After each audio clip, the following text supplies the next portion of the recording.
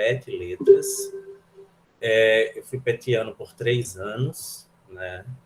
Então, eu fico sempre muito contente de interagir com os grupos PET de uma forma geral, mas com esse PET Letras da UFAL, que me ajudou a me formar enquanto pessoa, enquanto acadêmico. Então, eu devo muito ao PET, eu devo muito aos meus amigos do PET. Não posso deixar de mencionar a Denilda Moura, que ontem foi homenageada numa mesa lindíssima nesse evento. E conjunto de tudo isso me constitui em quem eu sou. Tá certo? Eu sou um professor formado pela UFAL, como o Pedro falou, com muito orgulho. Venho de uma geração muito bem-sucedida em todos os sentidos, e especialmente afetivamente, e por isso eu fico muito feliz de estar aqui com o Jair, que foi um dos meus avaliadores na seleção do PET, e hoje 20 anos depois, é um dos meus maiores amigos. E veio aqui avaliar o meu curso, me avaliar no meu curso. Estou brincando, Jair. O nosso curso, ele tem um título de linguagem. Na verdade, nós poderíamos ler língua e linguagem, já que tem um parêntese, né? E sexualidades, perspectivas do século XX, perspectivas do século XXI. E esse título foi dado como um jabá mesmo de um livro que eu estou organizando junto com o professor Pedro Eduardo Lima, também da UFBA, da Universidade Federal da Bahia, com os resultados do workshop que nós realizamos em março do ano passado, no início do ano passado, com o título Linguagem, Gênero e Sexualidade. E contou com pesquisadores do Brasil e do exterior sobre a relação entre essas 3 categorias, perspectivas linguísticas. Obrigado, Pedro. Sobre essas 3 categorias. E o nosso curso vai fazer uma apresentação a esse tema. Uma apresentação muito sucinta, porque é um curso muito curto, são apenas 4 horas. Então, eu precisei fazer um recorte bem robusto, digamos assim, do tema, né? Selecionei uma introdução e, a partir de amanhã, a gente vai discutir um histórico do estudo de língua, gênero e sexualidade, e finalizando com alguns exemplos no século XXI, né? Nesse percurso, nós chegamos no século XXI, como essa pesquisa, a pesquisa que relaciona língua, linguagem e sexualidades, é desenvolvida especialmente no Brasil. Nós vamos ver hoje que a discussão sobre gênero e língua e linguagem é algo já com uma certa tradição nos estudos sociais, né? Nós temos um histórico dos estudos de gênero e linguística que remonta a pelo menos 100 anos. Né? Os primeiros textos que debatem exclusivamente ou especificamente a diferença dos gêneros e o reflexo dessas diferenças nas línguas data da década de 20 do século passado. Mas é a partir dos anos 70 que essa discussão ganha uma proporção maior e ganha status de área de investigação, a partir de um texto que foi, na época, questionado, rebatido, especialmente por ter sido escrito por uma mulher sobre a condição do ser feminino dentro da linguística e dentro dos estudos da linguagem. Então, a gente vai ver um pouquinho disso. E eu recomendo para quem tiver interesse em se aprofundar nesses temas, a leitura de alguns textos. Eu vou fazer o jabá, né, logo do livro A Domesticação da Gramática de Gênero, que eu escrevi e foi publicado, eu escrevi ano passado, foi publicado esse ano pela editora Pontes. Ele vai fazer uma discussão sobre aspectos históricos dos estudos de gênero enquanto categoria linguística. Eu recomendo fortemente a leitura do livro Linguagem, Gênero e Sexualidade, Clássicos Traduzidos, um livro organizado pela Ana Cristina Osterman e Beatriz Fontana, que traz 10 textos clássicos essenciais, incluindo esse texto da Robin Lakoff, que eu mencionei, dos anos 70, traduzidos para o português. E, para quem tiver acesso a um livro um pouco mais difícil de acesso, esse é o livro do Heiko Moschenbacher, Language, Gender and Sexual Identities, Post-Structuralist Perspectives. Não vai dar para ver muita coisa. É um livro de 2010, mas o Heiko faz uma ligação entre as 3 categorias de forma bastante didática, mas é um livro de um pouco mais... cujo acesso é um pouco mais difícil. Pois bem, para nós darmos início ao curso propriamente dito, eu gostaria de conhecer vocês antes. Eu conheço 1 ou 2 pessoas, estou vendo Jamiles aqui. Beijo, Jamiles. Eu queria que vocês se apresentassem, não precisam ligar a câmera caso não queiram fazer a descrição. A descrição, que eu não lembro qual é o adjetivo dessa descrição. Autodescrição. A autodescrição. Mas vocês podem pelo menos falar o nome, o que fazem e por que escolheram esse curso de forma bem rapidinha para que todo mundo possa falar. Quem quer começar? Professor, eu vou começar porque a parte que eu tinha me autodescrito não foi gravada. Acabou sendo gravada. Então, vou começar me apresentando novamente. Olá, pessoal, eu sou o Pedro Leão, sou estudante do 5º período de Letras em Inglês pela Universidade Federal de Alagoas. E sou um homem negro, magro, tenho cabelo black power, mediano, na cor preta. Estou usando a camisa cinza com a logo da Semana de Letras, que diz 13ª Semana de Letras, clonar pelos tempos da memória. Atrás de mim tem uma parede lisa, na cor azul escura. É isso. Podem seguir, pessoal. Olá, Sóstenes, agora que eu lhe reconheci.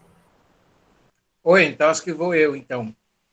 Boa tarde, eu sou Sóstenes, e estou muito entusiasmado também, André, de Daniel, de poder fazer esse contato contigo, né? Então, já conheci esse livro que você indicou aí, é um livro realmente que eu também recomendo, e estou muito feliz por estar aqui participando. Eu vou manter sempre minha câmera ligada porque eu estou nos módulos móveis, nos dados móveis aqui. A internet hoje não está muito favorecendo. E não liguei antes a câmera porque eu já estava terminando de almoçar, essa nossa correria aí de início de período de graduação. Mas é isso, eu sou professor da UFAL e estou no grupo de pesquisa, né, do GRAD, Grupo de Estudos e Análise do Discurso. Sou professor da pós-graduação do Programa de Linguística e Literatura da FALE. E tenho graduação em Letras e em Enfermagem também. Então é isso. Eu gostaria de se apresentar agora. Obrigado, Sóstenes. Esqueceu de falar que faz parte de um projeto novo que está vindo por aí sobre paisagens linguísticas homoafetivas. Isso. Que a gente está organizando, esperando a aval do CNPq para dar início. Vamos na torcida aí. Na torcida. Eu até agradeço também pelo convite. Imagina.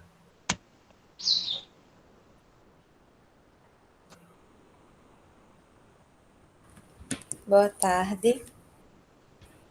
Boa tarde.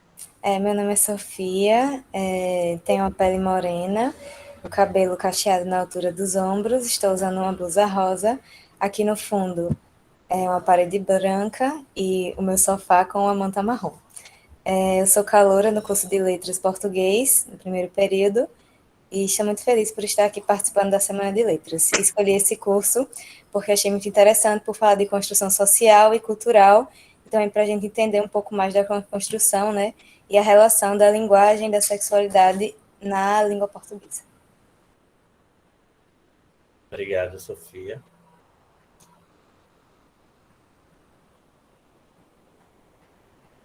Ninguém mais. Olá, boa tarde. Não vou ligar a câmera, né, para não tomar muito tempo na descrição, mas eu me chamo Anderson, eu sou estudante do 3º período da Universidade, no curso de Letras Português na Universidade Estadual do Ceará, e eu escolhi esse meu curso porque ele trabalha mais ou menos na mesma perspectiva da pesquisa que eu venho desenvolvendo atualmente no meu projeto de iniciação científica. E é um prazer estar aqui nessa tarde com vocês. Obrigado, Anderson. Mais alguém quer se apresentar? Bom, vou me apresentar. Não vou abrir a câmera porque ainda estou destruído da mesa redonda de ontem. Eu liguei o modo chorão, assim, não paro de chorar mais nunca. Então, eu acredito que a maioria já me conhece. Quem não conhecia vai estar eternizado no YouTube lá o choro coletivo da mesa em homenagem à professora Denilda, né? E estou muito contente de participar desse curso. É uma temática que me interessa porque envolve os elementos de linguística e de linguagem, né? Eu tenho algum conhecimento muito mais imanente sobre como as coisas funcionam, mas o reconhecimento de que nem tudo é explicado somente a partir da estrutura. E aí, quando eu falei com o Daniel que vinha assistir, não vim como fiscal, nem como avaliador, mas sim para aprender, ter outras perspectivas, né, de percepção do funcionamento de linguagem. É isso, gente. Obrigado, Jair.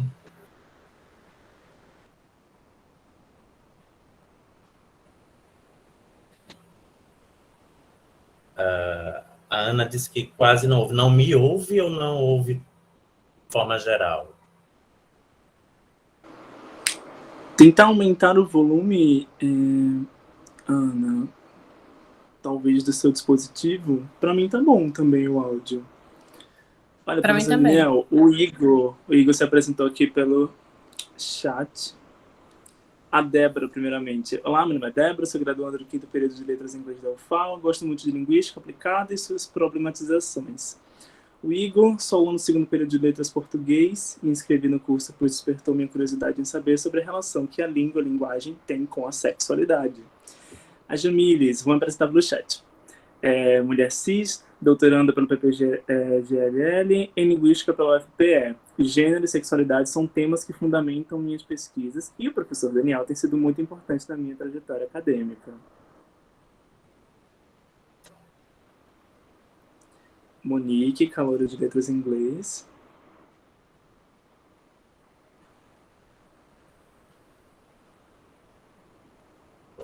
Acho que as pessoas... Olá, tudo bem? Eu sou formada em Letras Espanhol pela Universidade Federal de Alagoas. Conheço algumas pessoas aqui, professor Jair. Não sei se tem mais alguém porque não dá para ver. E eu atualmente estudo tradução português e espanhol em uma universidade na Argentina.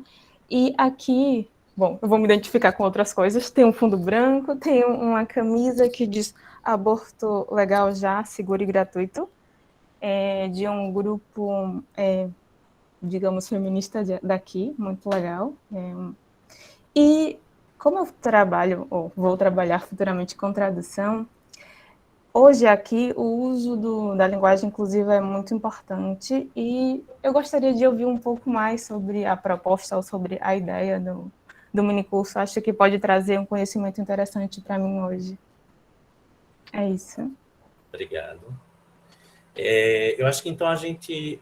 o Pedro está se apresentando. Olá a todos, eu sou Pedro Henrique, sou calouro de em letras em inglês. Bem-vindo, Pedro.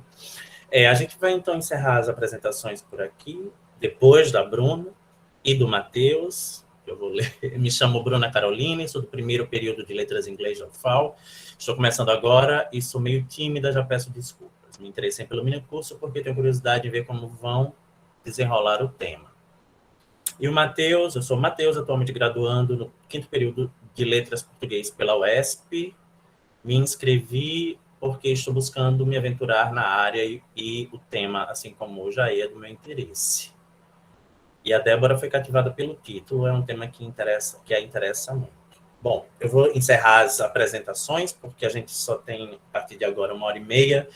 Eu tenho ainda algumas coisas para falar, inclusive alguns slides para mostrar. Quem me conhece sabe que eu sou eu uso um slide como uma âncora, eu preparo milhões de slides e termino a aula sem sair do primeiro. Então, isso é um problema e eu tenho 40 slides para esse curso. É um desafio. Algumas pessoas aqui, por exemplo, a Jamiles, eu sei que já tem uma introdução, na verdade, ela já tem uma vivência na pesquisa sobre gênero, sobre sexualidades, sobre comunidades não heteronormativas, porque eu acompanho, como ela mesma falou, a formação acadêmica dela desde que ela era da graduação. Outras pessoas, como o professor Jair, têm diálogo aberto comigo, então a gente conversa sobre algumas coisas dentro desse tema que eu pesquiso. Mas outros participantes e outras participantes do minicurso, eu não conheço o background. Por conta disso, eu fiz uma introdução, né, um tema muito amplo, é um tema que, a depender do ponto de vista, há pessoas muito mais preparadas nessa sala do que eu, como professor Sóstenes, que pode travar um debate mais interessante sobre o tema a partir da perspectiva do discurso. Mas eu não vou assumir uma filiação teórica nesse minicurso. Ele vai ser uma apresentação, vai ser um panorama mais histórico da temática sobre linguagem, sexualidade e, consequentemente, gênero. A gente vai ver que não podemos escapar da relação entre gênero e sexualidade. Não são a mesma coisa, não são sinônimos, mas, na atualidade, são conceitos complementares. Né? A sexualidade, apesar de ter uma relação direta com desejos e prazeres, ela foi alçada a uma categoria social paralela ao gênero e, muitas vezes, assumindo o próprio valor de gênero enquanto categoria social nos discursos, nas sociedades. Então, a gente vai tentar esclarecer minimamente essa dicotomia, né, que é uma palavra muito cara dentro da tradição linguística e muito questionada em alguns casos também, mas não vamos nos deter a apenas um ponto de vista, ok? Então, nós vamos ver aspectos discursivos, aspectos sociolinguísticos, aspectos gramaticais, sociais, geográficos, antropológicos, históricos. É uma grande salada de fruta. A minha formação é uma formação, aproveitando a presença do Jair aqui, uma coisa nossa, é uma formação bastante ortodoxa dentro da linguística. Eu sou de formação formalista, né? Minha pesquisa, por muito tempo, se voltou exclusivamente aos estudos gerativistas e sociolinguísticos, mais voltados a aspectos quantitativos. E de um tempo para cá, desde 2014, mais ou menos, eu tenho me dedicado ao estudo das sexualidades e a linguagem.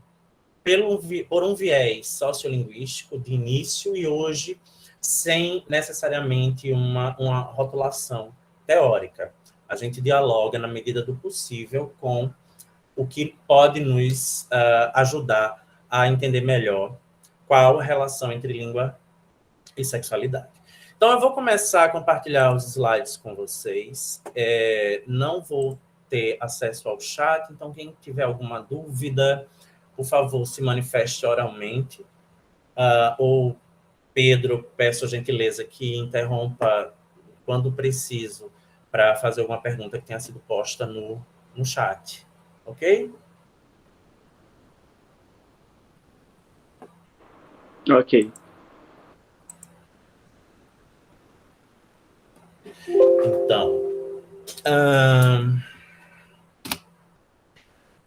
o curso ele vai ter 3 partes, né? Nessas 4 horas, eu fiz uma divisão em 3 partes. A primeira parte é o que nós vamos discutir, vamos trabalhar hoje. Por que estudar língua, gênero e sexualidade. A segunda parte é um histórico desses estudos, dessa pesquisa em língua, gênero e sexualidade, que talvez nós comecemos hoje, talvez apenas amanhã. E a terceira parte é uma ilustração dos estudos em sexualidades e linguagem no Brasil, trazendo alguns trabalhos relevantes e mostrando a diversidade dos trabalhos feitos no tema e especificamente aqui no Brasil, por duas razões. Primeiro, porque são trabalhos em língua portuguesa que facilitam grandemente o nosso acesso, né, à pesquisa, e, em segundo lugar, porque o Brasil é um lugar em que a pesquisa em sexualidades e linguagem é bastante frutífera, e isso não é de conhecimento geral, né? Na verdade, os trabalhos em sexualidade, a pesquisa em sexualidade, língua e linguagem ainda é bastante restrita a determinadas instituições, e em grande parte por um tabu em se falar sobre sexualidade. A gente tem um histórico na própria teoria linguística de trabalhar sexo enquanto uma variável, e essa tradição vem com força na sociolinguística laboviana nos anos 60, mas ela é anterior, e a gente pode recuperar isso pelo menos do século XIX, e essa tradição linguística utiliza gênero como uma variável social, cultural, antes de se considerar gênero propriamente dito, enquanto uma categoria representativa na linguagem. Então, a gente consegue, nas leituras de textos clássicos, das gramáticas comparativistas do século XIX, nas gramáticas estruturalistas e nos manuais estruturalistas do início do século XX, a gente consegue identificar a construção de uma dicotomia, né, de uma língua masculina e de uma língua feminina, ou de uma linguagem masculina e uma linguagem feminina, sendo a linguagem masculina, né, a língua falada pelo homem, a norma, e a língua falada pela mulher, a exceção, tá? Os desvios.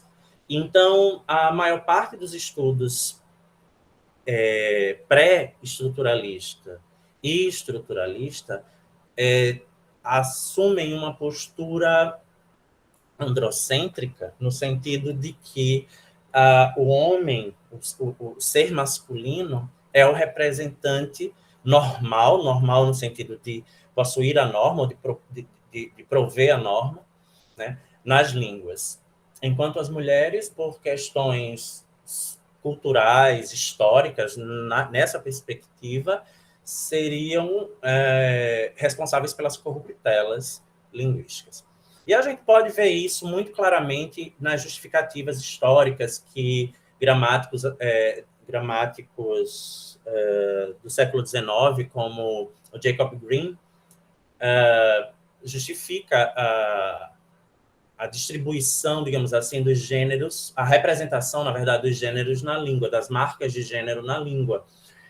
Ele fala que isso é uma herança, né, do papel do masculino e do feminino nas sociedades. Então, geralmente, as palavras masculinas, mesmo as palavras masculinas não animadas, né, dos elementos inanimados que representam seres inanimados, representam força, né, significam força, poder, etc., enquanto as palavras femininas representam fraqueza ou fragilidade. E as neutras têm uma representação negativa.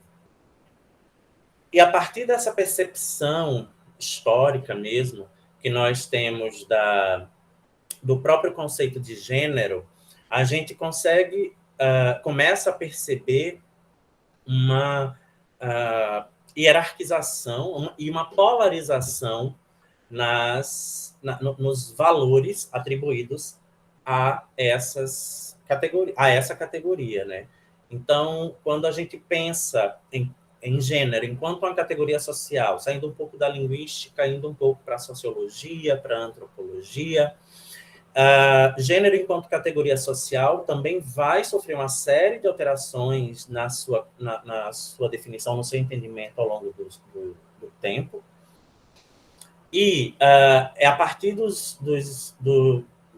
da perspectiva estruturalista no século XX, né, que surge nos estudos da linguagem, segundo alguns, mas a antropologia já pregava preceitos estruturalistas ainda no século XIX,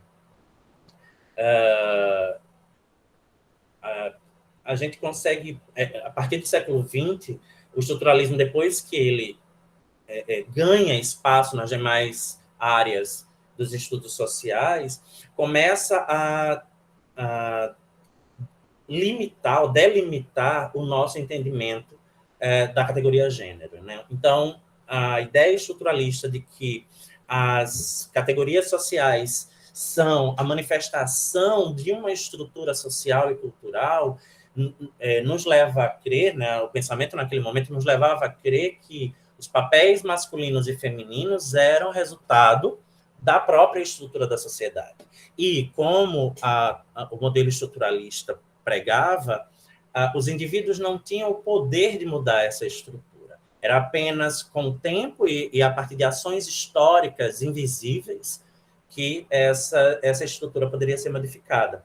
Mas em nenhum momento da história da humanidade, desde os primeiros registros até hoje, a distribuição dos papéis de gênero no Ocidente, e aqui eu tenho que deixar claro que nós estamos falando de gênero a partir de uma visão ocidental, que é da nossa herança, né?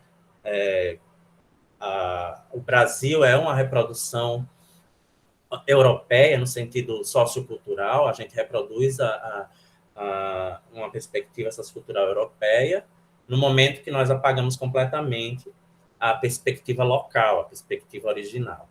Então, a gente não pode falar de outras perspectivas a não ser dessa perspectiva ocidental. Então, fechando parênteses, a ideia ocidental dos papéis de gênero, que depois, nos anos 90, vão ganhar outras cores, né, outros sabores, vão ser pensados desde a antiguidade clássica grega, né, que é a fonte da nossa intelectualidade, inclusive de boa parte do conhecimento linguístico que nós temos, desde essa época até o século XX, os papéis de gênero não foram alterados. Então, não houve esse movimento invisível na estrutura social para fazer haver alteração na hierarquização dos papéis de gênero na sociedade. E até então, a gente vai entender gênero apenas como uma dicotomia masculino-feminina. Então, essa dicotomia também, apesar dos papéis de gênero terem sofrido minimamente diferenças no sentido de que o homem e a mulher, o papel masculino e o papel feminino, sempre foram papéis muito distintos e havendo uma predominância, um poder sempre maior, né, do lado do papel masculino em relação ao papel feminino, as ações e os micropapéis desses entes que representavam o masculino e o feminino na história tiveram ligeiras nuances, né? Tiveram nuances no percurso histórico. Então, a mulher não representava necessariamente o mesmo papel no século III a.C., na Grécia, do que ela representava na Europa, na Inglaterra, do século XIX. Mas o papel de subalternação diante do homem sempre existiu. Então, os estudos sobre gênero resgatam essa história, né, resgatam esse histórico e mostram que houve uma naturalização desses diferentes papéis. E, nesse momento, a única sexualidade, até esse momento dos estudos de gênero, enquanto categoria social, a única sexualidade possível era a heterossexualidade. Então, a sexualidade era algo naturalizado dentro dessa discussão, né?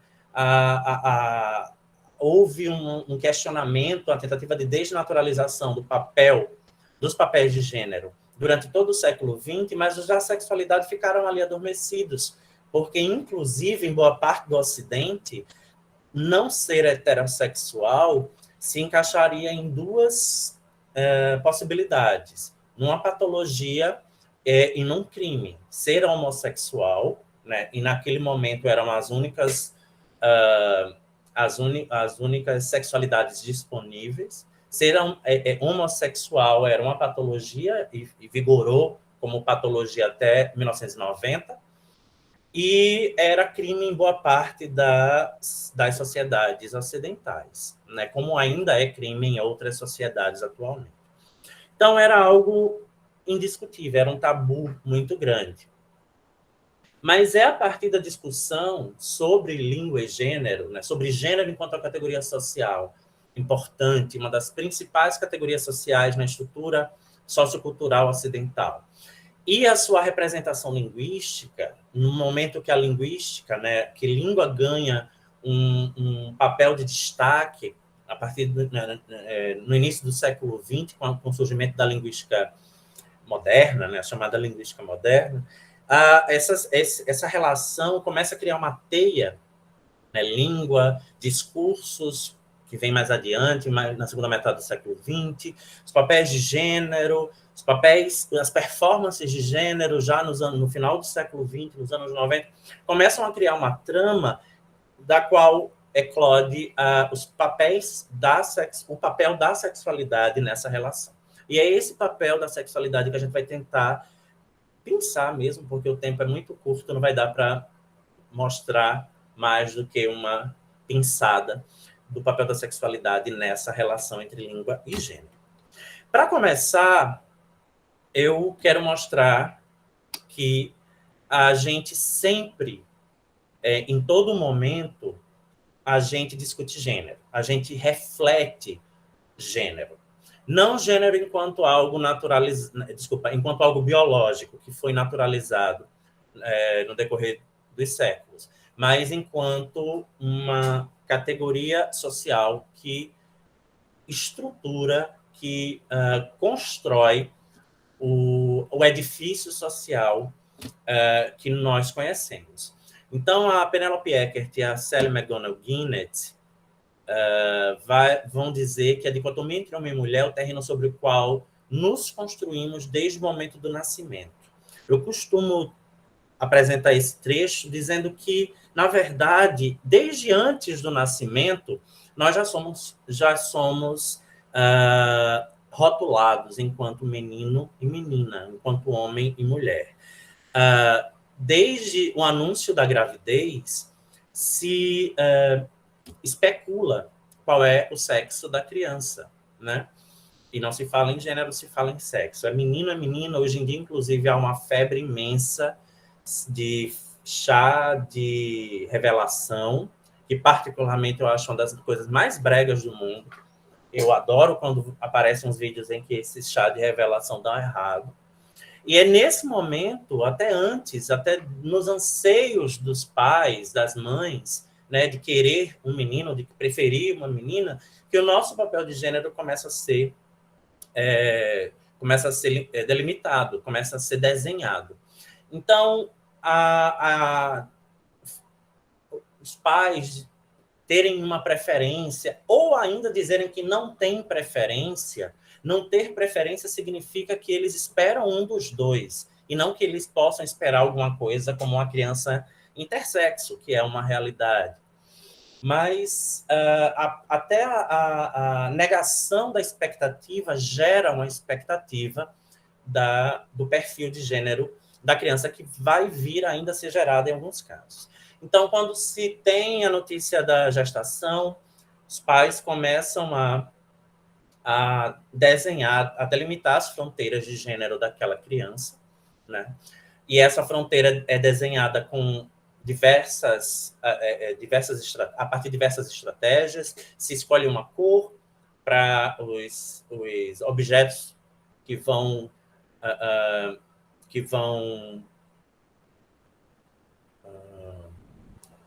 ser ofertados, né, àquela criança, as suas vestimentas, a decoração do quarto, até mesmo uma chupeta, né, se define a partir de uma coloração feminina ou de uma coloração masculina, definidas pela cultura, pelas diferentes culturas como masculina e feminina, se define o gênero daquela criatura.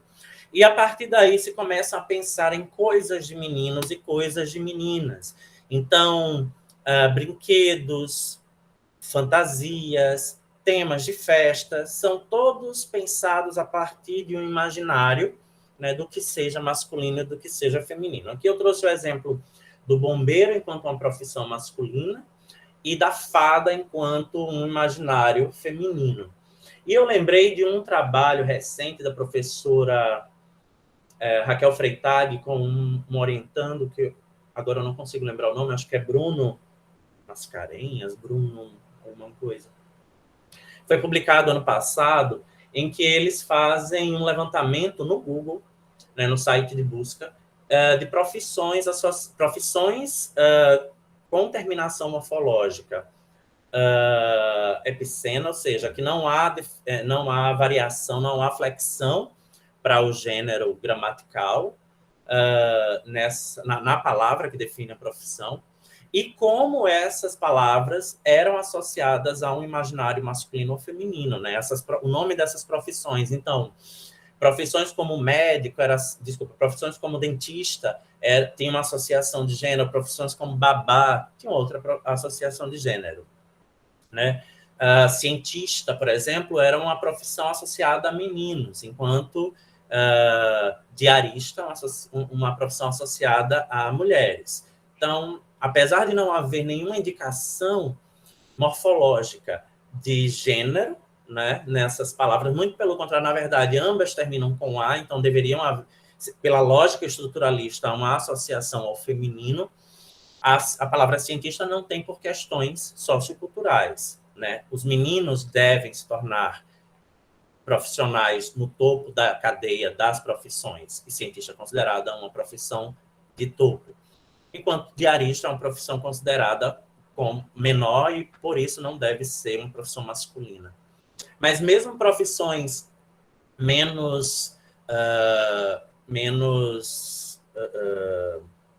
privilegiadas, digamos assim, como taxista, vão ser associadas a homens e não a mulheres, porque o carro é uma imagem associada à masculinidade e à virilidade, né? Se criou essa atmosfera por diversas razões, mas o automóvel em si é associado ao homem. E quando é associado à mulher, é associado à mulher a partir de uma visão sexista e sexualista, porque a gente vai associar os automóveis a mulheres lésbicas, porque carregariam características masculinas. A gente vai ver isso mais adiante. Então, essa pesquisa da Raquel e do orientando dela mostram como a língua em si, a materialidade linguística, ela não é suficiente para dar conta das funções que a língua tem, né, que a língua vai exercer. E uma dessas funções é a estratificação social. Então, nós definimos o que cada um de nós pode ser linguisticamente, por ser um dos instrumentos mais, se não o instrumento mais poderoso de relacionamento social e de dominação social, mas também dentro da estrutura social e da estrutura cultural, a língua vai permitir vai, na verdade, definir certos lugares, né, certas performances a determinados corpos. Em nenhum momento... Pode falar. A Jamiles, ela comentou aqui o nome do trabalho da Raquel Freitag. O nome do trabalho é Estereótipos na Concordância de Gênero em Profissões, Efeitos de Frequência e Saliência, que é do Bruno Felipe Marques Pinheiro e da Raquel Freitag. Obrigado, meninos, pela lembrança. Eu sou muito ruim para lembrar nomes e títulos. Então, a gente vai percebendo aqui, por exemplo, nessa nossa conversa, em nenhum momento um pai e uma mãe espera um corpo não cisgênero, ou seja, um corpo que não represente a persona binária, né, uma persona binária, dentro de opções binárias, na verdade, daquele corpo por vir, né, daquela criança. Nenhuma mãe, nenhum pai prepara um chá de revelação levando em consideração uma criança intersexo, uma criança que pode ser uma criança travesti, né, que venha a ser uma pessoa travesti, etc. Então, a distribuição dos papéis de gênero vão ser sempre binários. E o surgimento das teorias de gênero, dos diferentes momentos da formação do que a gente chama de estudos de gênero, vão se voltar aos papéis masculinos e femininos. É a partir do questionamento desse binarismo, lá nos anos 80, mais especificamente nos anos 90 do século passado, é que essa dicotomia começa a se esfacelar dentro dos estudos de gênero e começa a se perceber que há outros corpos que não os corpos ditos exclusivamente masculino e feminino. Eu fiz uma pesquisazinha antes de começar, foi hoje essa pesquisa, joguei no Google brinquedos de menino, e a gente tem uma gama muito interessante de brinquedos relacionados ao masculino, né? A gente tem um caminhão com um monte de carretas usadas na construção, uma criança numa catrepilha, não sei, foi uma criança muito viada, eu não lembro desses nomes, não sei se catrepilha, trator, não sei. Bicicletas, então, observem que uma boa parte dos brinquedos são automóveis, eu falei que o automóvel é um objeto do imaginário masculino, mas tem armas, né? Você tem aqui uma arma de brinquedo, mas a grande parte transforma um veículo, uma banda, uma bateria que remete a carreira musical, etc., mas a grande maioria é voltada ao universo automobilístico. Professor, pode falar. A Débora comentou no chat que dirigir, por exemplo, é geralmente associado a homem, dirigir. E que isso muda de acordo com dirigir bem ou mal. É interessante, realmente. Sim. Inclusive, existem carros... Eu nunca me interessei por carro, nunca quis dirigir na minha vida. Eu mudei para Maceió ano passado e aqui eu vou precisar de carro para me deslocar e inventei de querer dirigir. E foi quando eu descobri que existe carro de homem e carro de mulher, eu não sabia, né? Eu sempre gostei dos carros da Citroën e descobri que os carros da Citroën são carros de mulher. Não sei por quê. Se é porque é uma fábrica francesa e França, moda, mulher, eu não sei qual é a relação, mas eu descobri que carro também tem gênero. Sim, aqueles carros 4x4, tipo Ranger, tipo aquelas... Então, que é muito famosa, Hilux, são associados aos homens, né? São os carros de homem.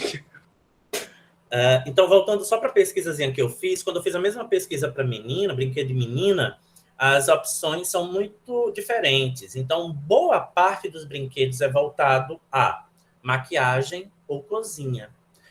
E eu não achei nenhum brinquedo masculino que representasse uma cozinha com fogão, essas coisas, coisa que eu fazia muito na minha infância, não com brinquedos industrializados, mas eu brincava muito de comidinha. Eu e meus irmãos, né, meus 2 irmãos, são heterossexuais e sempre brincaram de fazer comida, porque comer é algo natural para todas as espécies, animais e não animais, né? Pois bem, mas a sociedade ocidental associou que cozinhar era uma atividade feminina e que deveria ser aprendida ludicamente desde sempre, da mesma forma que maquiagem. E é muito curioso porque a maquiagem ela se torna um artefato, uma atividade feminina há muito pouco tempo, né? Do século XX para cá. Na verdade, eu não tenho essa informação precisa, não fiz esse levantamento, mas eu acredito que, a partir do século XIX, a maquiagem passa a ter uma definição de gênero mais específica. Por quê? No século XIX, a Inglaterra era a grande potência no mundo. E no século XIX, a Inglaterra do século XIX foi regida por uma rainha extremamente conservadora, que era a Rainha Vitória. Então, a cultura vitoriana era muito conservadora e muito cristã, no sentido... Eu não gosto nem de usar a palavra cristã, porque Cristo não tem nada a ver com a história, mas muito ortodoxa mesmo, né? E a distribuição dos papéis de gênero começam a ser... muito do que nós entendemos pela distribuição dos papéis de gênero começa a serem feitas ali, naquele momento. Então, as mulheres não podiam usar isso, os homens não podiam fazer isso, e etc. Então, maquiagem 18 era algo feito por quem tinha dinheiro para comprar maquiagem, porque era algo que não era barato, né? Principalmente porque a maquiagem envolvia alguns minerais que eram muito caros, então era associado à nobreza. Então, a nobreza usava e usava, na Europa especificamente, de forma indiscriminada, né? Então, a gente tem muitas fotos de nobres europeus até o século XVIII, com a cara branca de pó de arroz e as bolinhas vermelhas de rouge na cara. Então, a determinação, né, que a gente encontra da maquiagem para o gênero feminino é algo muito recente. Mas eu trouxe isso aqui só para ilustrar que os papéis de gênero que são designados a nós não é nossa escolha. Eu não escolho ser um homem cis, eu não escolho ser uma mulher cis. Eu nasço já dentro dessa forma, né, que me colocam, e vou sendo criado ali, e algumas pessoas não se encaixam nessa forma e precisam sair dessa forma. E é aí que nós temos, hoje, né, são reconhecidos enquanto categorias de gênero ou identidades de gênero, nós temos os gêneros dissidentes, que a gente vai ver um pouco mais a fundo amanhã. E, voltando mais para o universo linguístico, né, da linguagem, o gênero não só mercadologicamente vai nos definir, né, porque quando uma mãe e um pai definem o gênero da criança, determinam que a criança do sexo masculino tem que usar determinada cor, brincar com determinados brinquedos, isso nos determinar, nos definir mercadologicamente, definir nosso gênero mercadologicamente. E observe que isso tem muito a ver com capitalismo, com compra, com produção e consumo de bens, né? E a língua, no universo da linguagem, todo esse mecanismo é reforçado. Então, eu trouxe alguns dados para ilustrar o que eu estou falando. Na literatura infantil, por exemplo, McCabe e colegas, em 2011, mostram um estudo longitudinal da literatura infantil do século XX de língua inglesa, é um estudo em língua inglesa, em quase todos os personagens, os personagens masculinos são quase 2 vezes mais frequentes que os femininos nesses livros. E a gente aqui tem um exemplo do Pequeno Príncipe, do Saint-Exupéry, e que a gente conhece por Patinho Feio, né, da Nancy Tafuri, que é um exemplo de personagem feminino, a pata, não sei que feminino de pato é pata, mas a mãe é uma criatura do sexo feminino, mas o protagonista é o Patinho Feio, que é do sexo masculino, mesmo sendo um animal. Apenas um título premiado tem uma capa com personagem feminina principal. Apenas 33% dos livros publicados em um determinado ano desse estudo longitudinal contém personagens femininas. 33% que contém personagem. Não significa que elas sejam principal. E esse número chega a 100% para os masculinos em determinados anos, né? Então, todos os personagens de determinados dos livros de determinado ano eram totalmente masculinos. E aí a gente começa a perceber, e a gente pode fazer essa retrospectiva mental também, do protagonismo masculino na nossa vida, na nossa formação, na nossa infância, né? Nós temos uma série de figuras masculinas nos rodeando, uma série de heróis masculinos nos rodeando. Nós temos o soldado, nós temos a independência do Brasil, que é feita por um boy, mesmo a gente sabendo historicamente que quem fez toda a negociação foi a mulher do boy, mas quem aparece nas fotos é o boy segurando a espada, porque eles têm que ter o falo na mão. A proclamação da República no Brasil é associada aos militares homens. O Papai Noel é boy, né? O Natal tem o Papai Noel e tem Jesus Cristo apenas como representantes, né, nos dois extremos, o extremo capitalista e o extremo religioso. Mas são homens. Então, a maior parte das figuras que compõem o imaginário da nossa cultura é masculina. Quando a gente tem as personagens femininas, elas são secundárias, são as personagens que ficam na cozinha, são as personagens que ficam atrás dos homens, são as personagens que ficam sempre à sombra. Então, no momento de nós criarmos a nossa persona, nós vamos nos espelhar naquilo com o qual nos identificamos. Então, a gente não tem... eu fui uma criança dos anos 80, e nos anos 80 eu não lembro de personagens femininas que não fossem fortes, relevantes, que não fossem diminuídas de alguma forma, sexualizadas, ou fossem desmoralizadas, né? Ou se tornassem personagens de um perfil masculino. Eu dou um exemplo claro, clássico, da Margaret Thatcher, que foi a primeira primeira-ministra do Reino Unido, né? E desde a história do Reino Unido só houve duas, a Margaret Thatcher e a que dançou lá no dia desses, aí, que saiu há pouco tempo, que eu não lembro o nome. E a Margaret Thatcher era associada a um homem, era a dama de ferro, né? Então ela tinha sempre ela era associada a uma pessoa masculina, porque ela tinha poder. Então a mulher em si ela não poderia ter poder. Para ter poder ela tinha que ser associada a um homem, né? Ou então era extremamente sexualizada, como as mulheres que apareciam nas capas das revistas masculinas, as dançarinas do El Chan, e etc. Então, a gente vê nas personagens que nos rodeiam, né, e que provavelmente nós vamos nos espelhar. Há uma polarização muito grande dos papéis, dos lugares sociais desses personagens a partir dos seus papéis de gênero. E aí eu trago, só para ilustrar mais uma vez, essa discrepância com esse brinquedo lançado pela Lego nos anos 90, que era um baralho da Lego, com as profissões.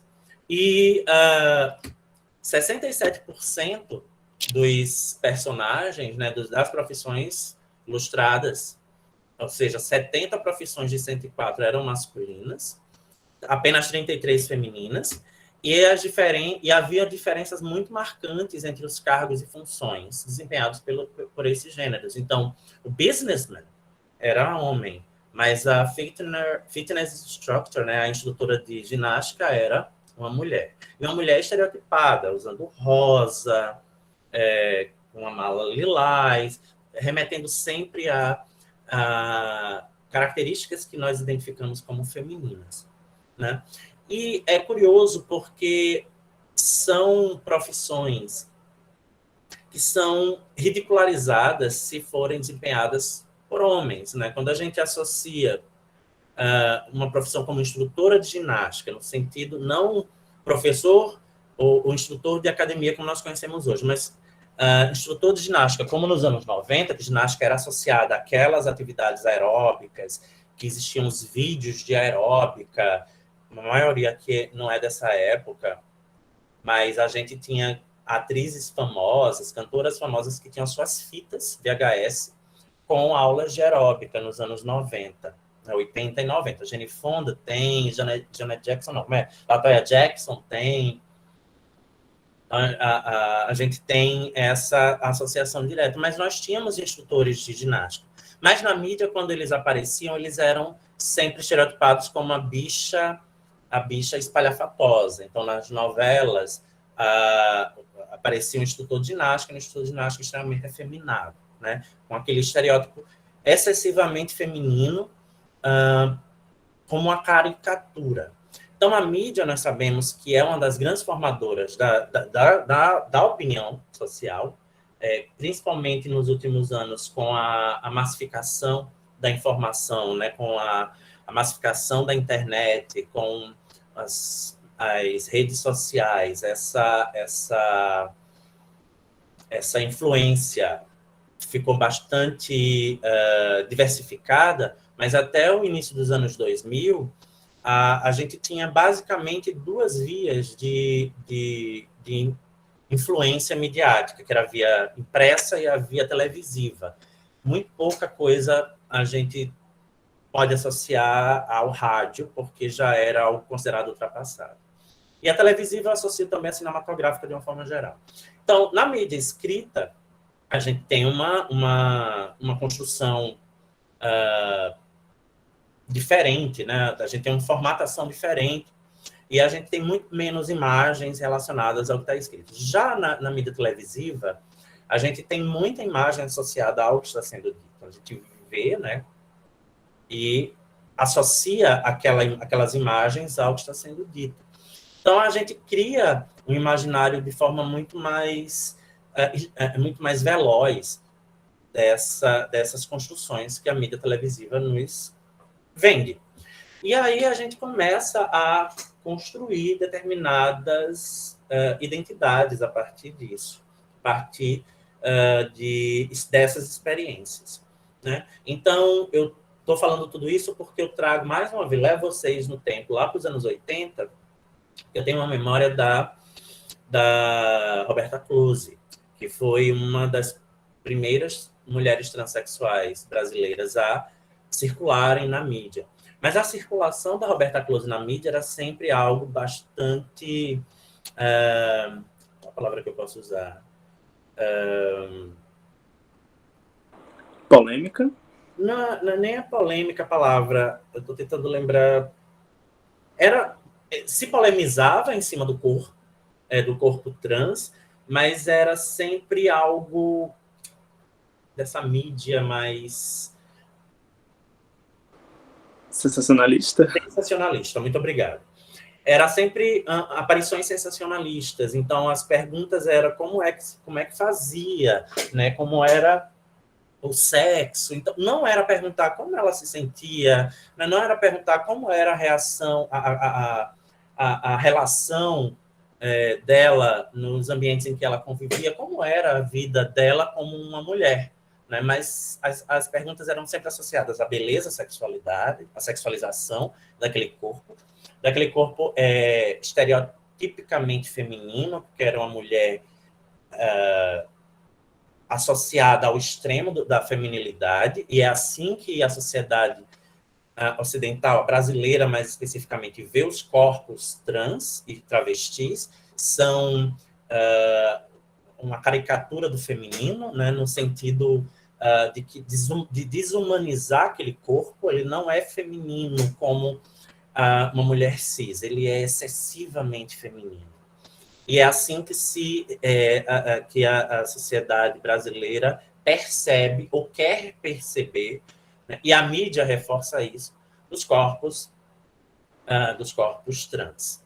Mas, a Débora lembrou da fetichização também. Sim, mas apenas dos corpos trans femininos. Não há uma fetichização do corpo trans masculino, e isso leva mais uma vez ao que o Deleuze chama de falogocentrismo, né? A sociedade ocidental, ela é dirigida pela ideia do pênis.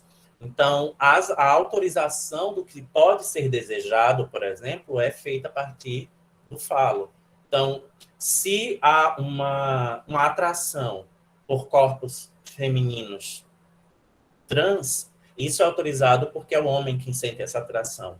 O oposto não vai ser autorizado, porque o homem geralmente sente repulsa, né? Então, é associado, pelo menos, à repulsa. Então, a gente vai ter essa desautorização, e a fetichização, ela não vai ser, pelo menos, ela não vai circular. Ela existe, mas ela não vai circular como a gente vê na sociedade com os corpos transfemininos, né? A gente tem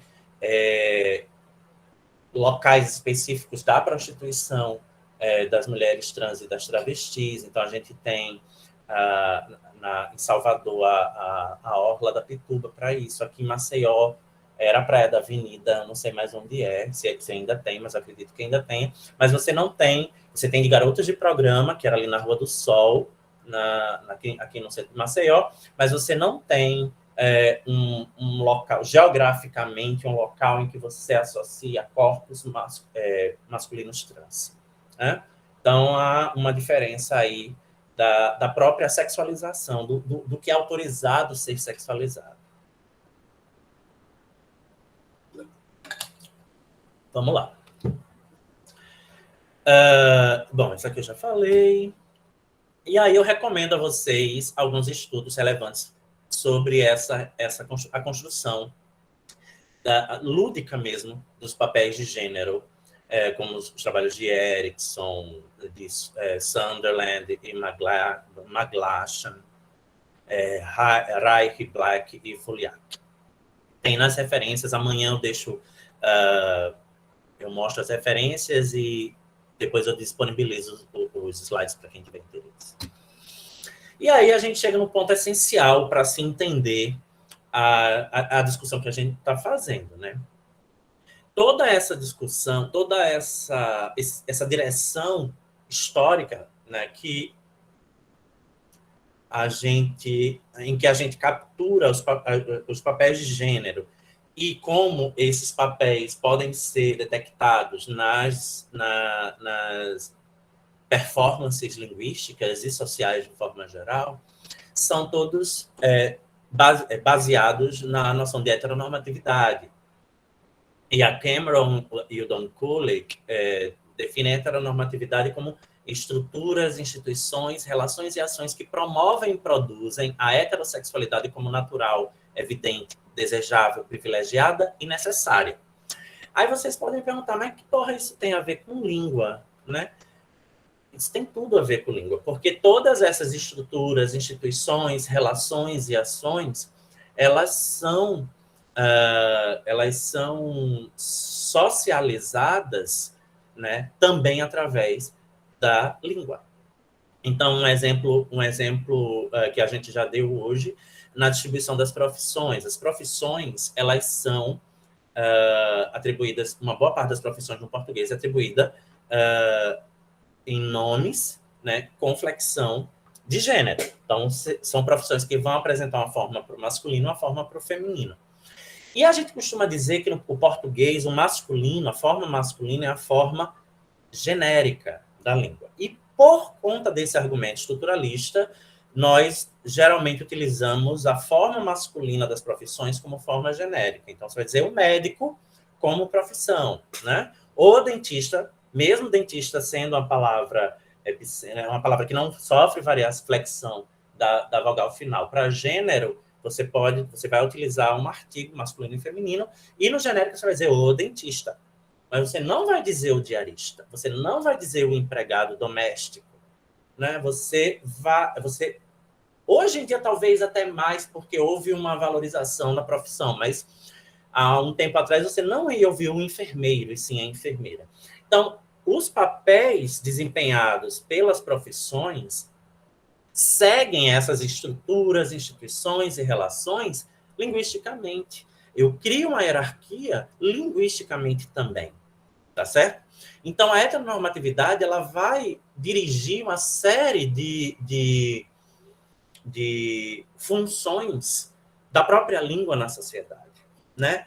O próprio fato de se assumir o masculino enquanto forma genérica na representação da categoria de gênero, que já é algo questionável, ou pelo menos deveria ser algo questionável hoje em dia, né, com o conhecimento que nós já temos dos estudos de língua, com o número imenso das línguas do mundo que foram descritas, ainda assumimos uma postura binária de gênero que representa uma sociedade, uma cultura muito específica, né? A noção de gênero nas línguas ocidentais, essa categoria é utilizada para descrever as gramáticas das línguas do mundo, né? A gente vai sempre se perguntar sobre gênero nas línguas, e essa descrição gramatical, ela surge numa reflexão filosófica aristotélica, lá na Grécia, antes do tempo cristão. E mesmo em línguas que muito claramente não apresentam gênero, né, como nós entendemos gênero nas línguas ocidentais, com muitas línguas africanas, muitas línguas originais americanas, muitas línguas asiáticas e da Oceania, essas línguas foram descritas morfologicamente em categorias contendo categorias de gênero, mesmo que essa categoria seja descrita com outras funções. Deixa eu dar um exemplo aqui. Eu não vou lembrar o nome da língua, mas uma língua australiana vai possuir vai distribuir as classes de nomes, de substantivos, a depender de características físicas do que ela representa, né? Então, por exemplo, elementos pontudos, elementos duros, compridos, vão pertencer a uma classe de palavras, vão ter mais ou menos a mesma terminação morfológica. Elementos que são relacionados à água, que são fluidos, ou pequenos, ou redondos, vão ter uma terminação, uma morfologia semelhante e vão ser encaixadas em uma outra classe de palavras. Na descrição dessa língua específica, que eu tenho no livro, eu digo o nome dessa língua, Alambak, o nome da língua. Na descrição da língua Alambak, que foi feita por europeus, essas classes de palavras são denominadas como masculino para o pontiagudo, duro e comprido, e feminino para o redondo, fluido e molhado. E ainda há uma justificativa de que, por exemplo, cabaça, aquele objeto, né, da fruta do cabaceiro, vai ser feminino, apesar de não ter a flexão do feminino esperada, mas foi associado ao feminino por lembrar a forma da vagina. Isso foi feito no começo do século XX, essa descrição. Então, vocês observem que mesmo em línguas que não representam essa binaridade sexuada da distribuição do gênero linguístico, como o português ou o francês, essa associação foi feita por quem descreveu essas línguas. Então, há uma imposição, né, de uma forma de ver o mundo a partir de dois valores de gênero, que representava a sociedade europeia, né, que representa até hoje, nas sociedades que não tinham essa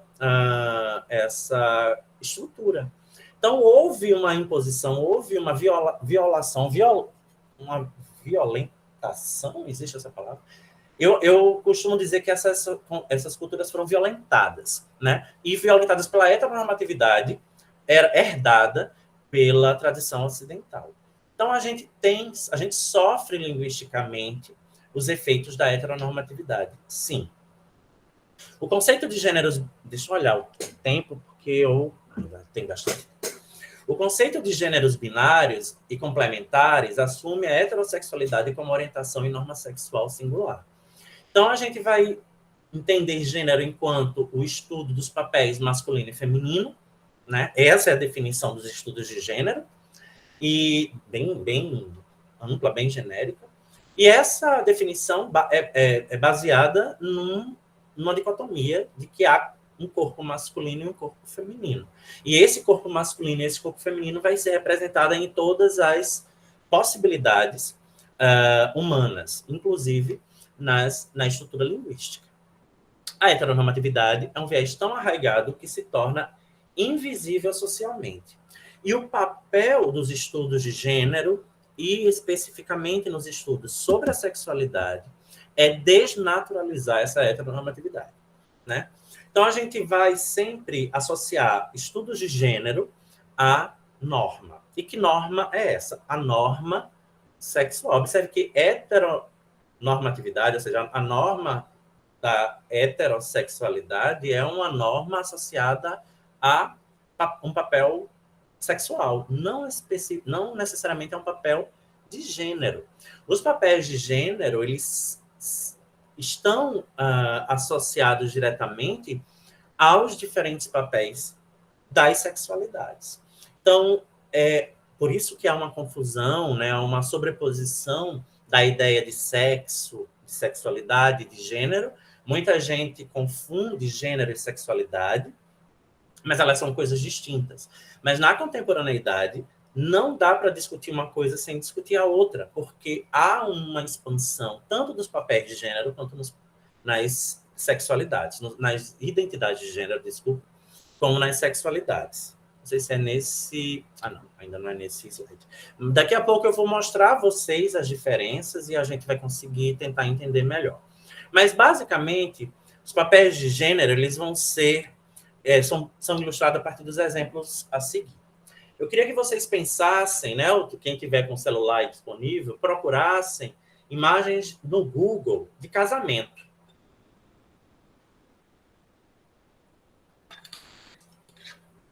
Ninguém vai fazer isso, né? Então... Vamos sim, eu já estou fazendo. Vou esperar um pouquinho. Eu estava até pesquisando antes violentação e vi que existe. Eu não inventei o neologismo. Oh, que ruim que eu não inventei o neologismo. Então, pesquisaram aí? Vamos lá. Sim. Vocês acharam alguma coisa semelhante a isso? Sim, exatamente essas imagens. Eu pesquisei há pouco tempo, eu deixei até a data aqui, foi em julho que eu fiz essa pesquisa. Então, a noção de casamento é uma instituição branca, legal. Na verdade, casar é um contrato, né? Casar é um contrato legal, e isso remete à economia. Né? O casamento é definido, foi por muito tempo definido pela igreja, né? Só eram considerados, casamentos só eram oficializados se a igreja católica permitisse, né? A igreja cristã assim o aceitasse, assim determinasse, e era para sempre. Mas é um conceito civil, é um conceito associado aos direitos civis. E casar, até pouco tempo, mas pouquíssimo tempo, era considerado um direito apenas entre homens e mulheres. Era um direito exclusivamente heterossexual, né? E que desempenhava, né, determinava papéis sociais muito claros e muito caros à sociedade, porque o marido e a mulher têm um status muito diferente de quem não é o marido e a esposa. Observe até que eu falei o marido e a mulher, né? O status civil de casado, na língua portuguesa, está mais associado ao homem, tanto é que a gente não fala a esposa e o homem, mas a gente fala o marido e a mulher. São papéis esperados da sociedade e muito associados a uma ideia biologizante dos gêneros. O que é que eu quero dizer com isso? A gente aprende na infância, nas aulas de ciências, que os seres vivos nascem, crescem, reproduzem, envelhecem e morrem.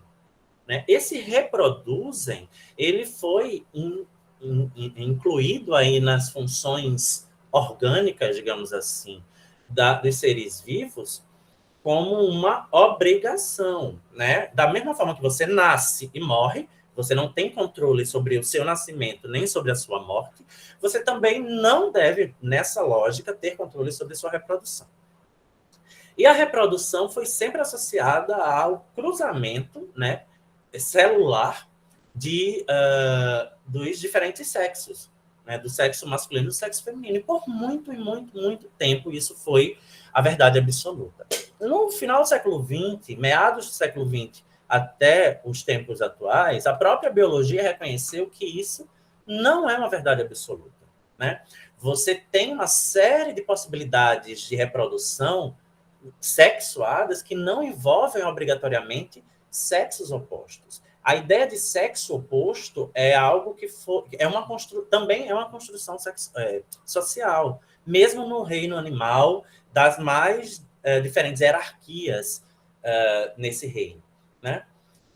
Das diferentes espécies. Então, você vai ter espécies animais que um único indivíduo tem os dois papéis. Ele não precisa de um parceiro ou de uma parceira para a reprodução. E eles são seres vivos reprodutores,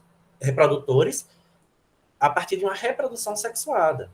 Então, a ideia de que a reprodução é uma exclusividade da oposição, da polarização, né, dos papéis sexuais, do masculino e do feminino, gerou na sociedade humana, e a gente tem que lembrar que a gente vive num mundo androcêntrico,